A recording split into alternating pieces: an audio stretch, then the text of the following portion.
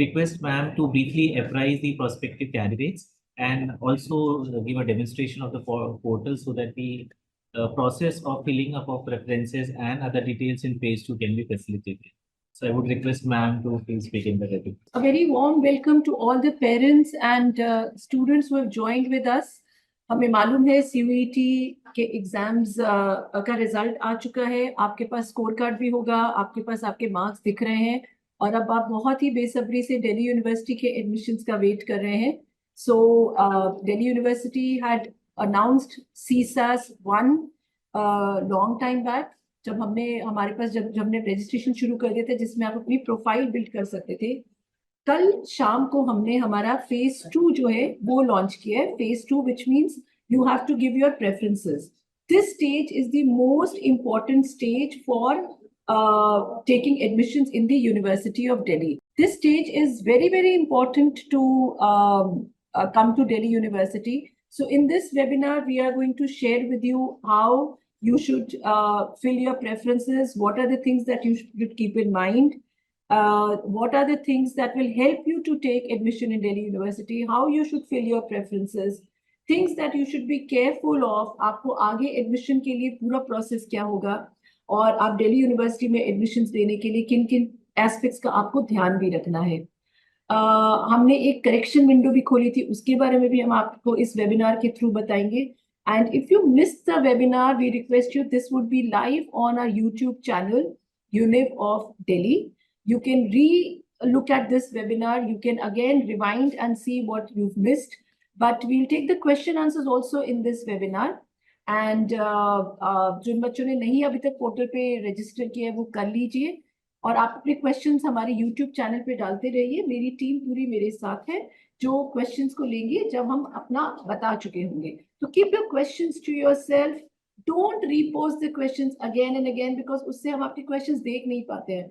अगर आप क्वेश्चन को बार बार रीपोस्ट करते रहेंगे, वो इतनी स्पीड में चल रहे होते हैं कि हम उन क्वेश्चंस को देख नहीं पाते. तो आपसे एक थोड़ी सी रिक्वेस्ट है, आप अपने क्वेश्चंस रखिए, डालिए और हमें टाइम दीजिए कि हम आपके क्वेश्चंस यूट्यूब से ले सके. So I think what we have to do now is we will not waste much of your time. We will straight away jump to telling you how you have to fill our common seat allocation system, which we have nomenclatured it as CSAS. How you have to fill, what are the things that you should be careful of. And let me just take you to a little tour on our CSAS platform. So students, this is the CSAS platform. आपको इसका link भी दिख रहा होगा. It will start with ugadmission.uod.ac.in. अगर आपने यहाँ नहीं अभी तक अप्लाई किया है तो अप्लाई कर लीजिए. हमने एक वेबिनार पहले किया था जिसमें हमने एक्सप्लेन किया था कि आप इसे कैसे अप्लाई कर सकते हैं. आपको आपका CUET नंबर यूज करना पड़ेगा इसमें अप्लाई करने के लिए. तो अगर आपने फेज 1 अप्लाई नहीं किया है, आप अभी कर सकते हैं. This phase is open till with this phase 2, which means when we'll end phase 2, phase 1 and phase 2 will automatically close. But मेरी request है आपसे कि आप लास्ट डेट तक का वेट मत करिए. अगर आपने phase 1 अभी भी अप्लाई नहीं करा है तो प्लीज अप्लाई कर लीजिए. phase 1 was a simple application जिसमें आपको आपकी डिटेल्स देनी थी. हमारे ये फॉर्म पहले ही फिल हो चुका है, तो आपको दिख रहा है कि मेरा फॉर्म जो है पूरा फिल्ड है, जिसमें मैंने जो भी हमारी प्रोफाइल बिल्डिंग थी वो कर ली है. आपका CUET, आपका नंबर से आप जाएंगे और आप अपना नाम, identity proof, mobile number, name, address, year of passing and class 12 के सब्जेक्ट्स देते हैं. अगर आप BA ऑनर्स म्यूजिक में अप्लाई करना चाहते हैं, BSc फिजिकल एजुकेशन या हमारे जो परफॉर्मेंस बेस्ड सब्जेक्ट्स हैं, आप वो बताते हैं. इसी फेज में आपने ये भी बताया होगा अगर आप ECA या स्पोर्ट्स के थ्रू एडमिशन लेना चाहते हैं तो, जो हमारे सुपर न्यूमररी कैटेगरीज हैं, अगर आपने अपना ये भरा होगा तो आप देख सकते हैं. इन case you have not filled this prior, अब आप कुछ करेक्शन करना चाहते हैं तो हमारी करेक्शन विंडो भी ऑन है जो 4 अगस्त तक ऑन रहेगी. In case you missed filling any of these aspects of you done a mistake, जो मैंने भी आपको स्क्रीन दिखाई, ये मैं रिक्वेस्ट करती हूँ कि आप लोग भी अपनी एक बार स्क्रीन देख लीजिए फेज 2 में आने से पहले. इन case you have done any mistake here, please correct it now. But I want to tell you one thing very carefully, that if you are editing your form, if you are going for a correction window, it is a one time facility. यानी आप एक ही बार इसको correct कर पाएंगे. आप correction कुछ भी कर सकते हैं. आप चाहे तो अपनी कैटेगरी भी चेंज कर सकते हैं अभी. आप चाहे तो अपने बैंक डिटेल्स चेंज कर लीजिए. ईसीए नहीं लिया था, ऐड करना चाहते हैं, कर लीजिए. स्पोर्ट्स में पहले नहीं अप्लाई किया था, अब करना चाहते हैं, कर लीजिए. कोई सर्टिफिकेट नया बन के आया है, अपलोड करना चाहते हैं, कर लीजिए. अगर आपके पास ओबीसी सर्टिफिकेट पहले आपने पुराना डाला था, आपके पास नया सर्टिफिकेट बन के आ गया है, आप उसको डालना चाहते हैं, डाल लीजिए. ईडब्ल्यूएस का सर्टिफिकेट है, इस फाइनेंशियल ईयर का नहीं बना था पहले जब आपने लॉग इन किया, तो डाल लीजिए. लेकिन ये वन टाइम फैसिलिटी, यानी अगर आपके पास सर्टिफिकेट नया अभी भी नहीं बना है, तो अब 3 दिन है, अब बनवा लीजिए 4 अगस्त तक. लेकिन अब जब एक बार अगर आप इसको अवेल कर लेंगे इस विंडो को, तो आप दोबारा अपनी प्रोफाइल को अपडेट नहीं कर पाएंगे. तो करेक्शन विंडो हमने 4 अगस्त तक खोली है. One time facility. I am repeating, if you have not uploaded any correct certificate or you've given a incorrect information, please correct it. Once you do it for one time, you will not be able to come back at this platform again. So CSAS 1 के बाद अगर आपने कर लिया और जिनकी application ठीक है, you must now start filling your phase 2. Now this is a very very important phase. इसमें जब आप खोलेंगे तो आपको ये 4 tabs नजर आ रहे होंगे. Subject mapping, program eligibility, preferences selection, and preview preferences. Let me take you on a tour on each of these tabs very slowly, very significantly, and do not miss any aspect. तो जब आप subject mapping पे आएंगे, this is the most important aspect. Delhi university में admission लेने के लिए जो सब्जेक्ट आपने क्लास 12th में पढ़े थे, हम उम्मीद करते हैं आपने सीयूईटी उन्हीं सब्जेक्ट्स में दिया होगा. आप उससे ज्यादा ले सकते थे, लेकिन हमें मिनिमम वो सब्जेक्ट चाहिए जो आपने क्लास 12th में पढ़े थे. तो आपने क्लास 12th का ये जो डिटेल्स थी आपने हमें करेक्शन विंडो में दी थी, आपने अपने प्रोफाइल बिल्डिंग में दी थी. अगर आपको लगता है कि आपने कुछ गलत मार्क्स एंटर कर दिए, तो आप फिर अभी भी हम आपके पास एक और मौका दे रहे हैं कि आप अपने इसको चेंज कर सकते हैं. क्लास 12th के मार्क्स को भी चेंज कर सकते हैं. आप सब्जेक्ट मैपिंग पे जब जाएंगे तो यहाँ पर आप अपनी क्लास 12th के सब्जेक्ट्स को एक बार दोबारा अपडेट कर पाएंगे. इसमें भी अगर आप ध्यान से देखेंगे तो आपको कुछ बातों का जो ध्यान रखना है.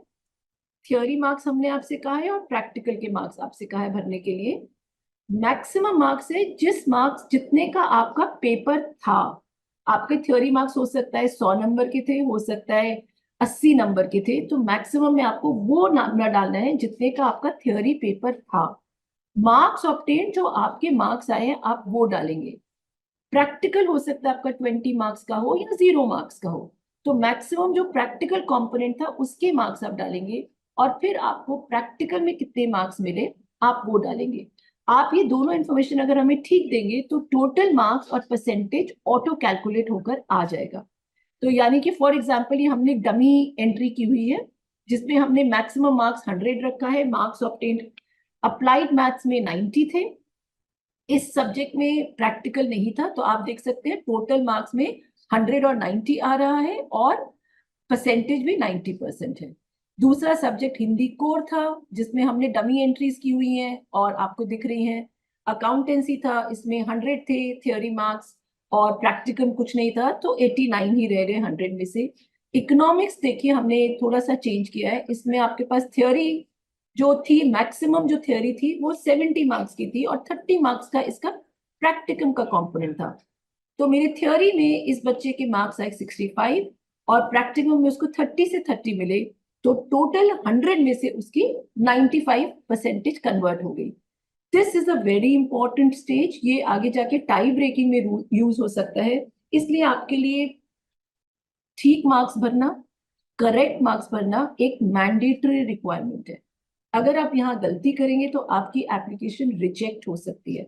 We are again repeating, give us the correct information, only the correct information. If you give us any wrong information, if you give us any false information, invalid information, there are very likelihood chances that your application will get rejected. So please be very careful. आपने जो class 12 में आपके marks आए हैं आप उन्हें ही यहाँ पर एंटर करेंगे, टोटल मार्क्स में, प्रैक्टिकल मार्क्स में और टोटल में। अगर आपका प्रैक्टिकल की जगह इंटरनल असेसमेंट था तो उसको आप प्रैक्टिकल का पार्ट बना लीजिए, लेकिन मार्क्स यहाँ पर हमें बिल्कुल सही दीजिए, यहाँ आप मिस्टेक मत करिए बिल्कुल भी। और because this will be later may get used for doing other things. इसके बाद जब आप आएंगे तो नीचे आपके पास आएगा अपडेट मैपिंग। अच्छा, अगर आपने फिर भी गलती कर दी, मान लीजिए आप गलती कर दी मार्क्स डालने में, तो हम आपको ये अपडेट क्लास 12 डिटेल्स हमेशा ऑन रख रहे हैं, इसे हम क्लोज नहीं कर रहे हैं। अगर आपका पेपर इवैल्यूएशन के लिए गया हुआ है, री इवैल्यूएशन के लिए गया हुआ है, इंप्रूवमेंट के लिए गया हुआ है, तो भी आप ठीक कर लीजिए, लेकिन ये विंडो जो है सिर्फ आपके पास 7 अगस्त तक है। हमें उम्मीद है आपके पास री इवैल्यूएशन या इंप्रूवमेंट के रिजल्ट्स भी 7 अगस्त तक आ जाएंगे। अगर तब भी आपके मार्क्स इंप्रूव हो जाते हैं तो आप यहाँ पर आके अपडेट करके अपने मार्क्स दोबारा डाल सकते हैं, सब्जेक्ट दोबारा डाल सकते हैं और मार्क्स अपने दोबारा कर सकते हैं। अब देखिए, जैसे ही मैंने अपडेट दबाया मेरे पिछले मार्क्स चले गए, तो I will have to again re enter everything. So for example these were my marks, let's say in English. ठीक है। एंड बाकी अगर आप लोगों को प्रेफरेंस सीट से रिलेटेड कोई भी डाउट होती है तो ड्यूबडी ऐप को आप लोग डाउनलोड कर सकते हैं। वहां पे आपको 2 ऑप्शन मिलेंगे। पहले ऑप्शन को यूज करके आप खुद से प्रेफरेंस सीट बना सकते हैं, जहां पे जिस कोर्स को आप सेलेक्ट करेंगे सारे कॉलेजेस की लिस्ट आ जाएगी रैंक वाइज, जिसको आप अपने प्रेफरेंस सीट में खुद से मिक्स करके भर सकते हैं अगर आपको उतना अनुभव है, उतनी नॉलेज है तो। दूसरा ऑप्शन है पर्सनल काउंसलिंग का, जिसमें 1-on-1 आप बैठे हैं गूगल मीट पे, इधर हमारे जो टीम है वो बैठी होगी, वो आपके साथ कनेक्ट करेगी। आपको फ्यूचर में यूपीएससी करना है, एसएससी करना है, एमबीए करना है, मास्टर्स करना है, किस चीज़ में इंटरेस्ट है, घर वाले क्या बोलते हैं, कौन से कोर्सेज को कहाँ पे रखना चाहिए, वो सारी टेंशन हमारी टीम आप लोगों के लिए जो है हैंडल कर रही होगी। आप अपने इंटरेस्ट बताएंगे, उस वे में आपकी प्रेफरेंस लिस्ट जनरेट करने में आपकी जो है टीम हेल्प कर रही होगी। तो वो पर्सनल काउंसलिंग का ऑप्शन होगा। दोनों ऑप्शंस आपको ड्यूबडी ऐप पे मिलने वाले, तो ऐप को डाउनलोड करो, जा करके यूज करो। एंड आई थिंक बहुत सारे लोग बोलेंगे काउंसलिंग सेशंस, वो एक ग्रुप सेशन लेंगे जिसमें 200-300 बच्चों को भरेंगे, खत्म, फिर उसके बाद वो कभी नहीं मिलेंगे आपसे। तो हम लोग क्या कोशिश करते हैं कि हम 1-on-1 बच्चे को जो है हेल्प प्रोवाइड करें। तो अगर आप देख लो ग्रुप वाला चाहिए या 1-on-1 चाहिए, प्राइस दोनों के, मतलब हमारा पर्सनल काउंसलिंग का प्राइस कम मिलेगा as compare to group counselling. Check कर लेना, आप कंपेयर कर लेना, be the smart buyer, note की मैं जो बोल रहा हूँ वो सही है या फिर वो जो बोल रहे हैं वो सही है। इकोनॉमिक्स ले लेते हैं। इकोनॉमिक्स में मेरे मार्क्स, अब मैं चेंज करना चाहती हूँ, मुझे लगा कि इकोनॉमिक्स में मेरे इतने नहीं थे, 78 थे, मैंने चेंज कर दिया। फिर मेरे अकाउंटेंसी के मार्क्स 100 में से 90 थे, वो मेरी ठीक इंफॉर्मेशन थी। हिंदी में मेरे मार्क्स थे, हिंदी को ये पेपर मान लीजिए मेरा 70 नंबर का था और 70 में से मेरे पास 67 आए। प्रैक्टिकल नहीं था, तो ये 70 में से ही कैलकुलेट कर लेंगे। हमने फिजिक्स में पेपर दिया, या मैथ्स ले लेते हैं।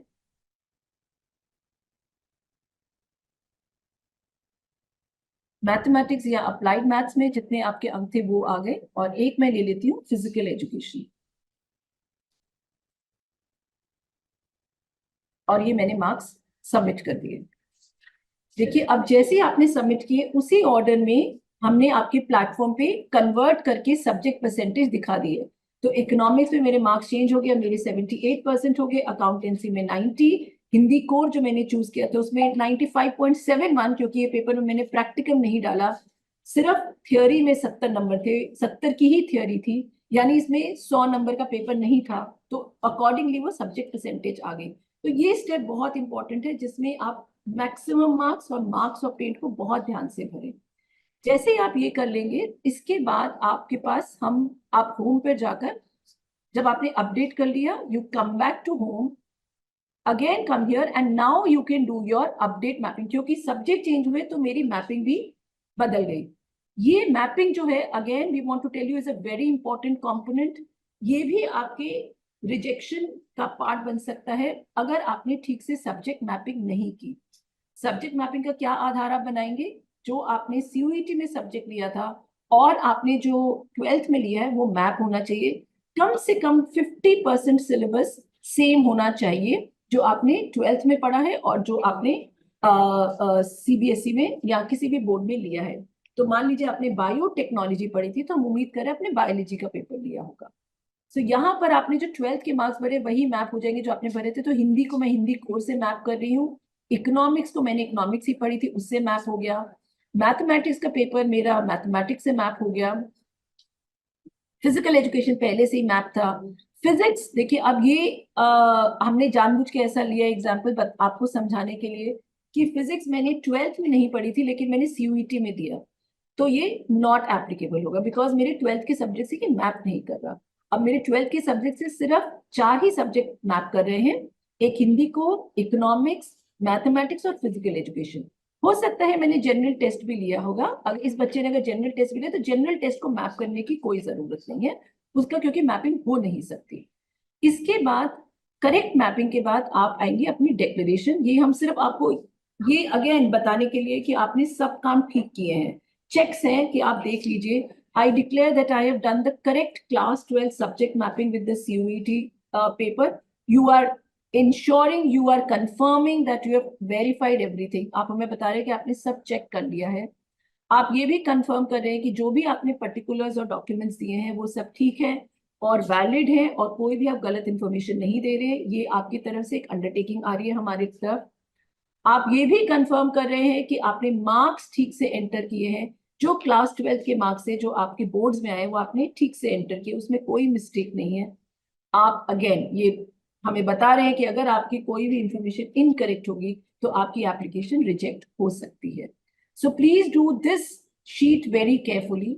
Once you done this sheet आप सेव करके कंटिन्यू में आइए और हम फिर एक बार आपको बता देते हैं कि आपने सब ठीक किया है, चेक कर लीजिए। ये हम इतनी बार आपसे इसीलिए चेक कराते हैं कि कोई गलती ना हो जाए।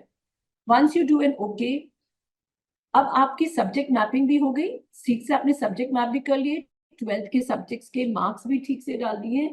अब हम आपको रिक्वेस्ट करेंगे कि आप अपनी एलिजिबिलिटीज एक बार चेक कर लीजिए। ये जैसा कि मैं बता रही थी कि जनरल टेस्ट भी इस बच्चे ने लिया था और जनरल टेस्ट किसी से मैप नहीं होता तो हमने वो मैपिंग के लिए कहा भी नहीं। अब ये अगेन हम आपको CUET के आपके मार्क्स दिखा रहे हैं, ये ऑटो इंटीग्रेटेड है हमारे पास थ्रू API, हमारे पास ऑटो इंटीग्रेटेड आए हुए हैं NTA के द्वारा। ये आपके सही मार्क्स होंगे जो आपको प्राप्त हुए होंगे CUET में। अब इन मार्क्स के आधार पर और जो आपने मैपिंग की है, which is a very important step, हम आपको बताएंगे कि आप कौन कौन से सब्जेक्ट्स के लिए एलिजिबल हो, वहां आपके कितने मार्क्स बनते हैं। सो फॉर एग्जाम्पल, क्योंकि आपने मैथ्स लिया हुआ था और आप एलिजिबिलिटी में देख सकते हैं कि BSc प्रोग्राम मैथमेटिकल साइंसेस के लिए हमारी एलिजिबिलिटी थी एक भाषा, मैथमेटिक्स, गणित और कोई भी 2 सब्जेक्ट्स। क्योंकि आप इस एलिजिबिलिटी को पूर्ण रूप से सेटिस्फाई करते हैं तो आपके मार्क्स भी हम दिखा रहे हैं। जो मार्क्स आपके बनेंगे मैथमेटिक्स को लेकर, हिंदी लेकर, फिजिकल एजुकेशन को लेकर और इकोनॉमिक्स, ये आपके बेस्ट स्कोर बन रहा है। इसमें जनरल टेस्ट नहीं है एलिजिबिलिटी में तो नहीं दिख रहा है, तो इसमें आपके टोटल मार्क्स CUET के आधार पर बन रहे हैं 570।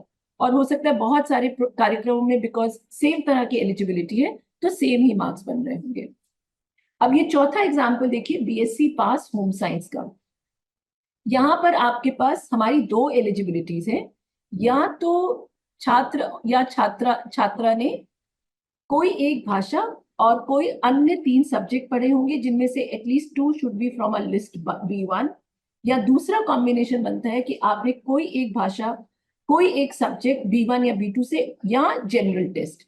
तो इस केस में क्या हुआ, इस बच्चे के जब हमने दोनों एलिजिबिलिटी लगाई तो एक एलिजिबिलिटी से तो 570 आ रहे थे 800 में से, और दूसरे में अलग स्कोर आ रहा था जो हिंदी, फिजिकल एजुकेशन और जनरल टेस्ट जहां उसके सबसे अच्छे मार्क्स है उसको कंसिडर करके आ रहा था।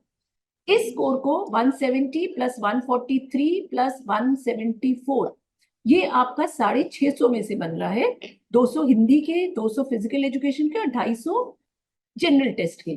तो 650 को फिर हम 800 पे लेकर आए और हमने कंपेयर किया। जब हम 800 पे बहुत सिंपल मैथमेटिकल कैलकुलेशन है, 170 plus 143 plus 174 divided by 650 into 800, वो स्कोर बनता है 599.3846746,154। और ये स्कोर आपका 570 से ज्यादा है तो यहाँ आपको बेनिफिट दिया जा रहा है सेकेंड एलिजिबिलिटी का। तो आपका हाईएस्ट स्कोर जो बन जाएगा वो प्रोरेशन करके ये बनेगा 599.3846। तो इस प्रोग्राम के लिए हम आपका बेटर स्कोर जो है, जो 3 सब्जेक्ट्स के एलिजिबिलिटी 2 के आधार पर बन रहा है, उसे हम कंसिडर करेंगे। तो इस बेसिस पे आप जितने प्रोग्राम्स के लिए एलिजिबल है वो सब आपको दिखेंगे। अगर आपकी सब्जेक्ट मैपिंग ठीक नहीं थी तो आपको कम दिखेंगे। अगर आपने गलत सब्जेक्ट मैपिंग की तो आप यहाँ पर तो निकाल लेंगे लेकिन आगे जाके रुक जाएंगे। तो सब्जेक्ट मैपिंग जब कॉलेजेस के पास जाएगा तो वो भी चेक करते हैं। दिल्ली यूनिवर्सिटी के हर कॉलेज आपकी सब्जेक्ट मैपिंग भी चेक करेगा। तो प्लीज हम आपको रिमाइंड कराते हैं सब्जेक्ट मैपिंग अच्छे से करिएगा और क्लास 12 के मार्क्स ठीक से डालिएगा। इसके बाद जहां जहां आपका जिस प्रोग्राम के लिए जो स्कोर बन रहा है वो आपको दिखेगा। जहां आप नॉट एलिजिबल हैं वो नीचे आ जाएंगे। अब देखिए ये बच्चा बीए ऑनर्स इंग्लिश के लिए नॉट एलिजिबल है क्योंकि इसने इंग्लिश नहीं पढ़ी थी। आपको याद होगा हमने हिंदी भरा था। ये बच्चा इंग्लिश ऑनर्स के लिए एलिजिबल नहीं है तो इंग्लिश उसको दिखेगा भी नहीं। ये बच्चा इलेक्ट्रॉनिक्स ऑनर्स के लिए एलिजिबल नहीं है क्योंकि इस पर फिजिक्स मैथमेटिक्स केमिस्ट्री नहीं थी। बायोलॉजिकल साइंसेस के लिए बच्चा वैलिड नहीं है। तो ये प्रोग्राम्स आपको इनवैलिड दिखाएंगे और आपकी एलिजिबिलिटी रुक जाएगी यहीं पर। बिकॉज आप एलिजिबल नहीं थे तो आप इन प्रोग्राम्स को आप चुन भी नहीं पाएंगे। तो ये बस आपको कंफर्म करने के लिए कि आप देख पाए आपका कहाँ क्या स्कोर बन रहा है, आप जान पाए कि आपको कैसे प्रोरेशन हो रहा है। ठीक है। एंड बाकी अगर आप लोगों को प्रेफरेंस सीट से रिलेटेड कोई भी डाउट होती है तो ड्यूबडी ऐप को आप लोग डाउनलोड कर सकते हैं। वहां पे आपको 2 ऑप्शन मिलेंगे। पहले ऑप्शन को यूज करके आप खुद से प्रेफरेंस सीट बना सकते हैं, जहां पे जिस कोर्स को आप सेलेक्ट करेंगे सारे कॉलेजेस की लिस्ट आ जाएगी रैंक वाइज, जिसको आप अपने प्रेफरेंस सीट में खुद से मिक्स करके भर सकते हैं अगर आपको उतना अनुभव है, उतनी नॉलेज है तो। दूसरा ऑप्शन है पर्सनल काउंसलिंग का, जिसमें 1-on-1 आप बैठे हैं गूगल मीट पे, इधर हमारे जो टीम है वो बैठी होगी, वो आपके साथ कनेक्ट करेगी। आपको फ्यूचर में यूपीएससी करना है, एसएससी करना है, एमबीए करना है, मास्टर्स करना है, किस चीज़ में इंटरेस्ट है, घर वाले क्या बोलते हैं, कौन से कोर्सेज को कहाँ पे रखना चाहिए, वो सारी टेंशन हमारी टीम आप लोगों के लिए जो है हैंडल कर रही होगी। आप अपने इंटरेस्ट बताएंगे, उस वे में आपकी प्रेफरेंस लिस्ट जनरेट करने में आपकी जो है टीम हेल्प कर रही होगी। तो वो पर्सनल काउंसलिंग का ऑप्शन होगा। दोनों ऑप्शंस आपको ड्यूबडी ऐप पे मिलने वाले, तो ऐप को डाउनलोड करो, जा करके यूज करो। एंड आई थिंक बहुत सारे लोग बोलेंगे काउंसलिंग सेशंस, वो एक ग्रुप सेशन लेंगे जिसमें 200-300 बच्चों को भरेंगे, खत्म, फिर उसके बाद वो कभी नहीं मिलेंगे आपसे। तो हम लोग क्या कोशिश करते हैं कि हम 1-on-1 बच्चे को जो है हेल्प प्रोवाइड करें। तो अगर आप देख लो ग्रुप वाला चाहिए या 1-on-1 चाहिए, प्राइस दोनों के मतलब हमारा पर्सनल काउंसलिंग का प्राइस कम मिलेगा as compare to group counselling. Check कर लेना, आप कंपेयर कर लेना, be the smart buyer, note की मैं जो बोल रहा हूँ वो सही है या फिर वो जो बोल रहे हैं वो सही है। नेक्स्ट जो सबसे ज्यादा महत्वपूर्ण और सबसे ज्यादा इंपॉर्टेंट है वो है प्रेफरेंस फिलिंग की। प्रेफरेंस फिलिंग में आप सबसे ऊपर एक फिल्टर है। अब जिन प्रोग्राम्स के लिए आप एलिजिबल थे सिर्फ उन्हीं प्रोग्राम्स को आप प्रेफरेंस फिलिंग में देख पाएंगे। जहां आप एलिजिबल नहीं थे वो आप चुन भी नहीं पाएंगे, उनका चुनाव भी नहीं कर पाएंगे। सभी कॉलेजेस जहां जहां वो प्रोग्राम्स ऑफर्ड होते हैं वो भी आपको दिखेंगे और आपको क्या करना है, बस यहाँ से अपनी प्रेफरेंस ठीक बनानी है। सो फॉर एग्जाम्पल आप सबसे पहले मान लीजिए बीकॉम ऑनर्स लेना चाहते हैं तो आप बीकॉम ऑनर्स चुन लीजिए। जैसे ही आप बीकॉम ऑनर्स लेंगे तो नीचे आप देखेंगे ये जो दिख रहा है अवेलेबल प्रेफरेंसेस 1301, ये जहां जहां सॉरी हमने लिया, हाँ फिल्टर लगा लेते हैं जी, सॉरी मैं फिल्टर लगाना भूल गई थी। जैसे आप फिल्टर लगाएंगे तो बीकॉम ऑनर्स जिस कॉलेज में 55 कॉलेजेस में बीकॉम ऑनर्स दिल्ली यूनिवर्सिटी में अवेलेबल है, 55 कॉलेजेस आपको बीकॉम ऑनर्स के लिए एलिजिबल है और बीकॉम ऑनर्स ऑफर करते हैं। तो मान लीजिए आप सबसे पहले अदिति महाविद्यालय को लेना चाहते हैं तो आप इसको ऐड टू टॉप कर सकते हैं अगर आपकी first preference BCom honours in Aditi Mahavidyalaya है। जैसे ही आप ये चुनेंगे आपकी राइट साइड में वो आपका प्रेफरेंस नंबर 1 बन जाएगा, जो अभी आप मेरी स्क्रीन पे भी देख सकते हैं कि ये आपका प्रेफरेंस नंबर 1 बन गया, नंबर ऑफ प्रेफरेंस 1, और आपने इसे डाल दिया बीकॉम ऑनर्स को अदिति महाविद्यालय। अब आप मान लीजिए दीनदयाल कॉलेज में बीकॉम ऑनर्स करना चाहते हैं और आपने इसे अगेन प्रेफरेंस में डाल दिया। जैसे ही मैंने ऐड टू टॉप किया, पंडित दीनदयाल कॉलेज जो है Deendayal Upadhyay college BCom honours first preference बन गया और अदिति महाविद्यालय बीकॉम ऑनर्स मेरा सेकंड प्रेफरेंस हो गया। अगर आप चेंज करना चाहें तो राइट साइड से आप चेंज कर सकते हैं, इसको ऊपर ले जाइए दोबारा से और अब फिर अदिति महाविद्यालय 1 हो गया और दीनदयाल उपाध्याय 2nd हो गया। इसी प्रकार अगर आप चाहें तो मान लीजिए इंद्रप्रस्थ कॉलेज में आप बीकॉम ऑनर्स करना चाहते हैं तो यहाँ से आप प्रेफरेंस नंबर भी डाल सकते हैं। मान लीजिए अब आपको लग रहा है कि ये आपकी प्रेफरेंस 2 थी, तो आप इसे प्रेफरेंस 2 पे डाल दीजिए, आप ओके कर दीजिए। तो अब आप देख सकते हैं कि अदिति महाविद्यालय आपकी फर्स्ट प्रेफरेंस ही रही। इंद्रप्रस्थ कॉलेज क्योंकि आपने कहा आपको सेकंड पे वो डालना है तो वो सेकंड आ गई, और दीनदयाल उपाध्याय नीचे चला गया, 3 पे चला गया। तो ये जो 3 बटन आपके पास लेफ्ट में दिए गए हैं, आप इनसे अपना ऑर्डर कर सकते हैं, add to top, add to bottom, या किसी पर्टिकुलर प्रेफरेंस नंबर पे भी आप उस प्रोग्राम को, कॉलेज को डाल सकते हैं। अब ये प्रोग्राम और कॉलेज पूरी एक एंटिटी बन जाती है और यही आपकी प्रेफरेंस ऑर्डर है। तो अदिति महाविद्यालय में बीकॉम ऑनर्स आपका फर्स्ट प्रेफरेंस है, बीकॉम ऑनर्स इंद्रप्रस्थ कॉलेज में आपका सेकंड प्रेफरेंस है, बीकॉम ऑनर्स दीनदयाल उपाध्याय में आपका थर्ड प्रेफरेंस है। मान लीजिए अब आपको लग रहा है कि नहीं, मुझे कॉलेज पहले लेना है, यानी आप चाहते हैं कि आप सबसे पहले कालिंदी कॉलेज के सारे प्रोग्राम्स देखना चाहते हैं, तो आप फिर फिल्टर में ऊपर वापस जा सकते हैं, कालिंदी कॉलेज को चुनिए, अप्लाई फिल्टर करिए। अब क्या होगा, आपको सिर्फ कालिंदी कॉलेज में जो प्रोग्राम्स है वो दिखेंगे। देख रहे हैं आप, सिर्फ कॉलेज से ये फिल्टर हो गया, यानी कालिंदी कॉलेज में 36 प्रोग्राम्स ऑफर होते हैं। BA program, BA entrepreneurship, BA program geography, ये सब कॉम्बिनेशंस, और BA honours Hindi, BA honours economics, ये सब आपके कालिंदी कॉलेज के आ गए। अब आपको लग रहा है कि आपको BA honours Kalindi college preference रखना है और इसे अब आप टॉप पे लेकर जाना चाहते हैं। सबसे पहले आप चाहते हैं कालिंदी कॉलेज आपके घर के पास है और इसमें एडमिशन लेना चाहते हैं, तो आप इसको ऐड टू टॉप कर सकते हैं। देखिए अब आपकी प्रेफरेंस लिस्ट फिर चेंज हो गई। कालिंदी कॉलेज में बीए ऑनर्स हिस्ट्री आपकी फर्स्ट प्रेफरेंस हो गई, अदिति सेकंड हो गई, इंद्रप्रस्थ थर्ड हो गई, और सिमिलरली बाकी प्रेफरेंसेस नीचे चेंज हो गई।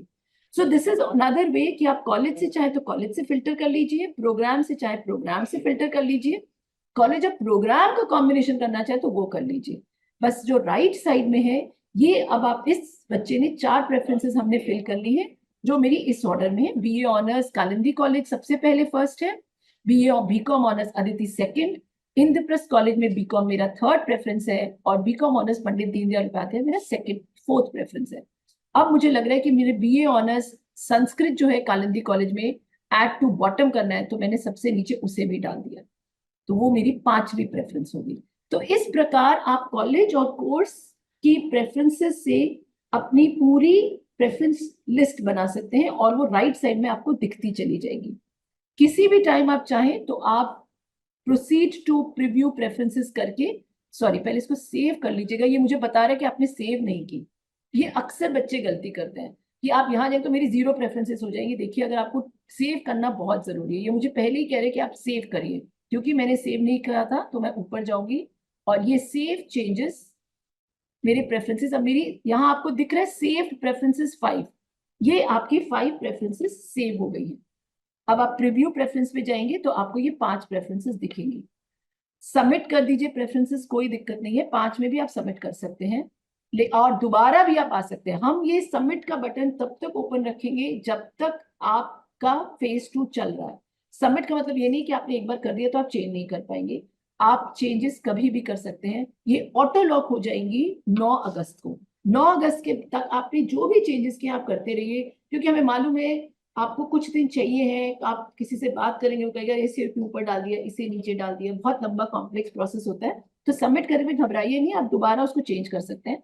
आप दोबारा स्टार्ट में जाएंगे, वहीं से आप दोबारा एलिजिबिलिटी देखकर प्रोसीड टू प्रेफरेंसेस में आकर, देखिए मेरी जो प्रोसीड टू प्रेफरेंसेस में आके आप दोबारा से चेंज करके ला सकते हैं। आपकी पुरानी प्रेफरेंसेस वही रहेंगी, सेव प्रेफरेंसेस मेरी 5 थी, 5 की 5 अभी भी हैं, और आप दोबारा इनको चेंज कर सकते हैं। सो ये सिंपल सा प्रोसेस है जो आपको यूज करना है प्रेफरेंसेस भरने के लिए। Another thing that we want to tell all our students जो BA program combination mathematics, statistics या कंप्यूटर एप्लीकेशन से रिलेटेड अगर आप BA प्रोग्राम चुन रहे हैं तो जरूरी है कि आपने क्लास 12th में मैथ्स पढ़ी हो, मतलब क्लास 12th तक में आपके मैथ्स की थोड़ी सी जानकारी होनी चाहिए, नहीं तो आप ये सब्जेक्ट BA प्रोग्राम में कर नहीं पाएंगे। तो आप मैथ्स, स्टैटिस्टिक्स, कंप्यूटर साइंस के अगर कोई भी कॉम्बिनेशन चूज करें तो आपने ये क्लास 12 में पढ़े होने चाहिए। सिमिलरली अगर मान लीजिए आप कोई लैंग्वेज के साथ बीए प्रोग्राम ले लें, मान लीजिए आप अरेबिक के साथ बीए प्रोग्राम चुन रहे हैं, आप तमिल के साथ बीए प्रोग्राम चुन रहे हैं, तेलुगु ले रहे हैं, पर्शियन ले रहे हैं, तो आपसे एक रिक्वेस्ट है कि आपके पास वो लैंग्वेज की कुछ वर्किंग नॉलेज होनी चाहिए, क्योंकि आप 12th के बाद उसको परस्यू करना चाह रहे हो उस लैंग्वेज को, तो आपने वो लैंग्वेज पढ़ी हो, आपको उस लैंग्वेज के बारे में कुछ जानकारी हो, ताकि आप आगे उस कोर्स को परस्यू कर सके। अगर आपके पास उस लैंग्वेज की जानकारी नहीं होगी तो आपका एप्लीकेशन फॉर्म रिजेक्ट हो जाएगा, ये कॉलेजेस आपसे इंफॉर्मेशन लेंगे।